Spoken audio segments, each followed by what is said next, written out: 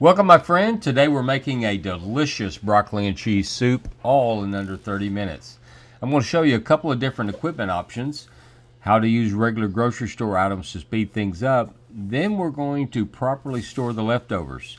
I'll show you a couple of different methods to reheat the soup, and I'll give you my favorite way to repurpose the leftovers to make a tasty lunch or dinner. Oh, I almost forgot. We're going to create a crunchy side item to go with this. Hi, I'm Chef Lance, a professional chef and culinary instructor. Let's cook this thing. All right, let's begin by setting our stove to a medium heat, and we're going to melt some butter. Now, before we do, let's add some neutral oil because this helps raise the smoke point of the butter so it doesn't burn. Now, I quit using seed oil, so 0 acre is my go-to now. Add the butter, and you want to melt this completely, thoroughly melt it. Now you want to add your diced onion and saute those until they're softened and translucent. Then you're going to stir them around, make sure they get all nice and comfy down in there in that warm pot. And this is what they're going to look like as they begin to soften up. Now add the seasoning. We're going to use a little salt. And then we're going to put in some cayenne pepper to spice it up just a little bit. It's not going to be hot, just a little background flavor there. Then, of course, we're going to add some garlic. Now, y'all know I love these handy dandy tubes of garlic. So once that's in there, you're going to saute this until the garlic is fragrant. And once the aroma hits your nose, begin making the roux. Now, a roux is a mixture of fat and flour that's used to thicken stews and soups. So we're going to use it here. Now add the flour to the butter mixture, and you want to stir that in to form a paste-like texture, very similar to peanut butter. You want to cook that off for a couple of minutes, but don't overdo it. Now slowly whisk the chicken stock in to avoid lumps. I'm using a homemade chicken stock here, but if you don't have any on hand, substitute a high-quality store-bought stock. Do your best to find one that is salt-free. You want to be the one controlling the seasoning, not some food manufacturer. Now let's dice the potatoes. You don't have to be precise here. A rough cut's going to do because we're going to puree this later. So, nice dice. Again, you just want them to cook evenly so they're all done at the same time. Now we're going to add the diced tomatoes to the soup base. Now this is going to simmer about 8 to 10 minutes or until fork tender. And while we're waiting on that, let's begin our side, a garlic crostini. The first thing we need to do is to preheat the oven to 400 degrees Fahrenheit. That's 205 degrees Celsius. Let's get that all nice and hot while we prepare the crostini. Now to prep the garlic bulb for roasting, we're going to cut the top off of the garlic bulb. Get that all nice and exposed. Then we're going to drizzle some 0 acre oil or neutral oil on the exposed garlic cloves. Then next we're going to put a little salt. We want to get that nicely seasoned up. And once we get that seasoned, we're going to close up the aluminum foil. In the process, we're going to make a little sachet to enclose the garlic. Then off to the oven for 45 minutes to an hour.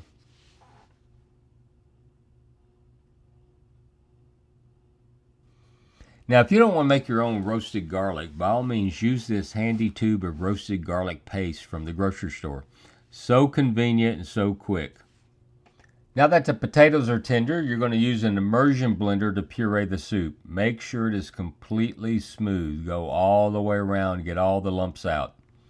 If you don't have an immersion blender, then use a traditional blender like this. We'll get back to this blender in a bit as our second cooking equipment option, but blend the soup until it is smooth. So first just add it to the blender bowl. Then just hit the go button and you're off to the races. That's going to finish pureeing in just a couple of minutes. Now I like using this frozen broccoli from the store. It's super convenient and it keeps for a while in your freezer. However, if you have fresh broccoli on hand or if you just prefer it, then use it.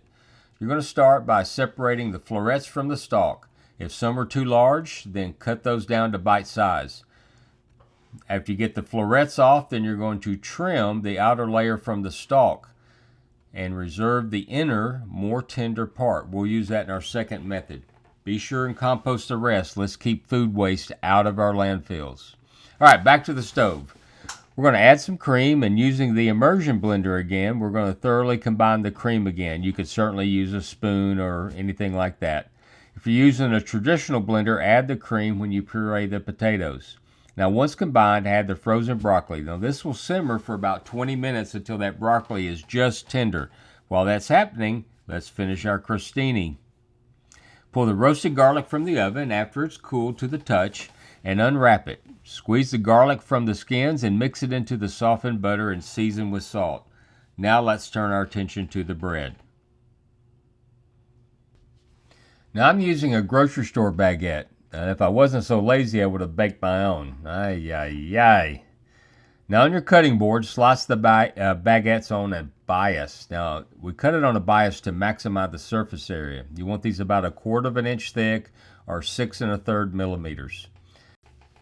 Now spread those slices out on a baking sheet pan and spread on the garlic butter. Now I'm sorry, but I misplaced the clip of spreading the butter. Then you're going to take it and place it in a 400-degree Fahrenheit oven or 205 degrees Celsius until they're golden brown. Now we've covered the broccoli, let's focus on the cheese. This recipe calls for 8 ounces or 227 grams, so I bought a block just that size, a very nice American sharp cheddar. Now grate this on a box grater, but please, for the love of Pete, do not buy pre-shredded cheese. It has all kinds of starches to keep it from sticking together, and these alter the flavor and melting ability of the cheese. Now turn the stove to medium-low and add the shredded cheese, reserving a small amount for garnish later. Stir to thoroughly melt and combine the cheese in the soup. Now it's time to adjust the seasoning, so add some more salt and cayenne pepper as needed and give it a good stir. You want to cover and reduce the stove to the lowest setting, and it's almost time to plate this thing. But before we do, let's look at another piece of equipment that can save you time in the kitchen. So in this second batch, we're going to get a little spicy using a habanero cheddar. Now you won't need cayenne pepper in this batch. You're going to shred it like the other cheese. The traditional blender from before is also a cooking blender, and it is perfect for this. I'll put a link in the description where I got mine. You want to add all the ingredients from before, but only putting in half of the fresh broccoli, including, though, the trimmed stem. Since I can't make a roux in the blender, I'm pulling some prepared butter roux from my private stash, just like Lance from Pulp Fiction. I'll add this to the cooking blender and it will thicken the soup as it cooks. Now add the chicken stock to the blender container and set the cooking blender to the soup setting. Once it goes, it'll run it for about 20 minutes. Now turn it on and let it do its thing. It will run unattended so you can handle other things. The cooking blender will also notify you when it's finished. Now I'm not showing it because this video is way too long, but you can steam the fresh broccoli in the microwave using a bowl with a little bit of water. Now stay with me because I'm going to show you one of the best things about this cooking blender. It's self-cleaning. Because the base has electrical components in it, it cannot be submerged or put in a dishwasher. So the manufacturer gave it a self-cleaning option. Add warm water, a few drops of liquid dish soap, and set it to the clean setting. Hit go, and when it's finished, all you have to do is rinse and wipe it out. Now that's pretty cool.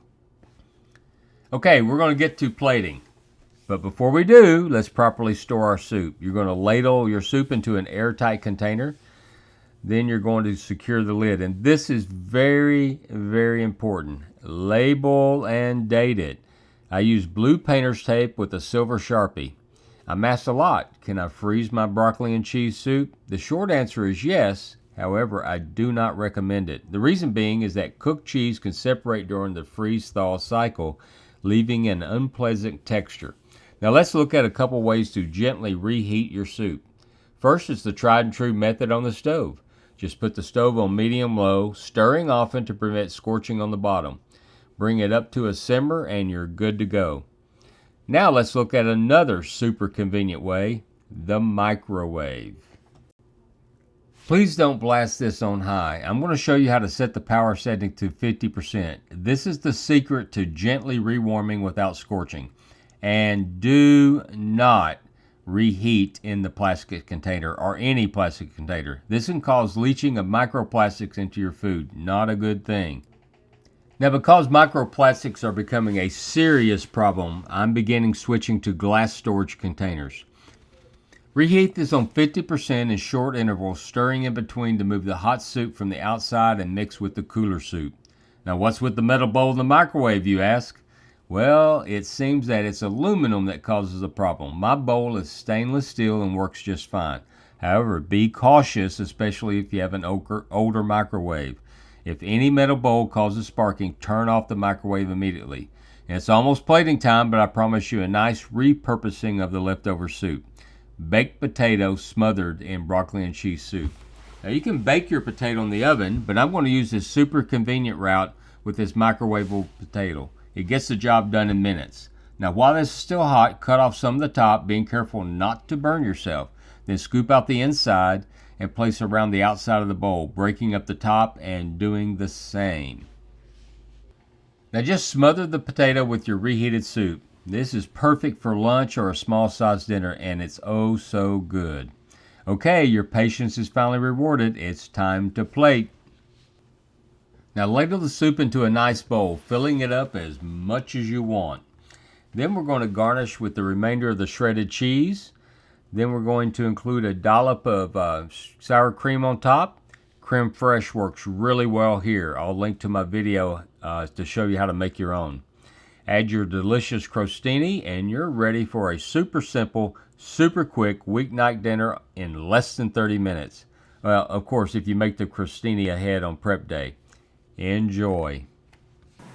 Hey, thanks for joining us today, and I really hope you enjoyed this culinary experience. If you have, here's some more videos that you're really going to like, and please hit that subscribe button for us. We'll see you next time.